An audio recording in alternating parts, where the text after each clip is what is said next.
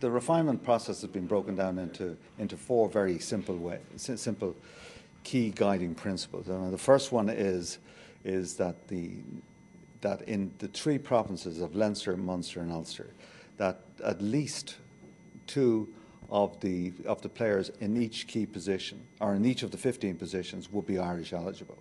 That means that only one foreign player would be contracted across the three provinces in that position. So an example of that would be, if you took last weekend, you would have Cian Healy, you would have Tom Court and Wian de Priest being the non-Irish eligible player, and the other two being the two Irish eligible players. The second key principle is in relation to repeat contracts for foreign players. And really what that means is that if say, a foreign player is in on a 3-year contract, that when that contract actually terminates, that the next player would have been developed and progressed through the system to step up and to be the provincial frontline player in that particular province. So we didn't want a situation where for 3 years and then for another 3 years you could have the frontline position blocked off by foreign players and not having Irish players capable of coming through the system. And that particular aspect of the principle will actually pressurise the system, because it will ensure that the provincial coaches need to think about game time for their second and indeed their third in line. There could be issues that the second in line doesn't measure up to it, and then the contracting group will have to be extremely pragmatic in looking at that in conjunction with the province. The third principle is equally simplistic, in as much as that in the past, where provinces have had injuries to either high-profile overseas players or indeed high-profile Irish players, we've allowed them bring in overseas players into the system.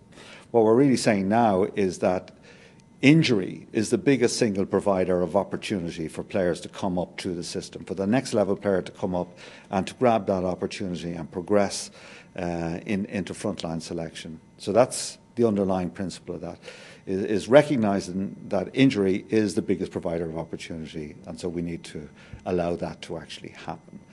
And the last one then is a very simple one. It's positionally specific. In other words, that when we bring in a foreign player into the provincial system, that he occupies one position, because in theory, between the back row and the back line, you could have two players blocking off the succession strategy across 6 positions. And needless to say, that doesn't work well for us. It wouldn't work particularly well for the province. You can understand why a province would bring in a player who is multi-positional. But if you look at it from the succession strategy aspect, it simply doesn't make sense, and it doesn't give you a good return on your investment if you want to look at it from that way. So what we're saying, and it's currently the practice anyway, is that when a province makes an application for a player, they do as they currently do. They nominate a position, whether it's 15 or 8 or 7 or 6 or whatever.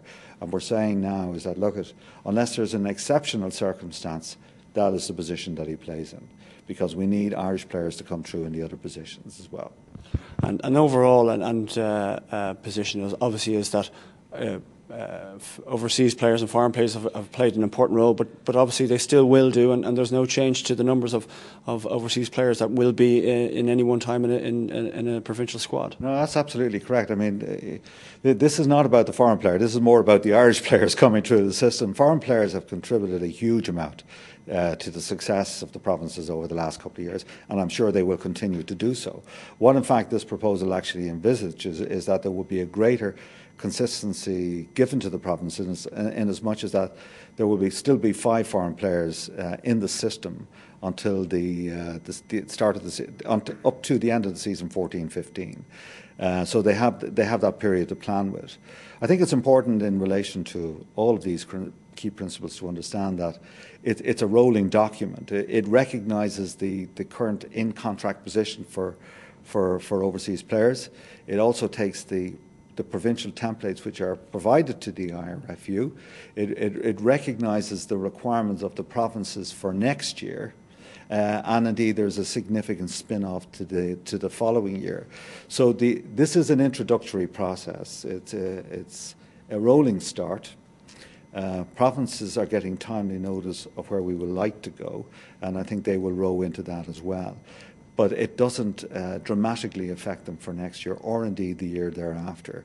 So it recognises that key management principle.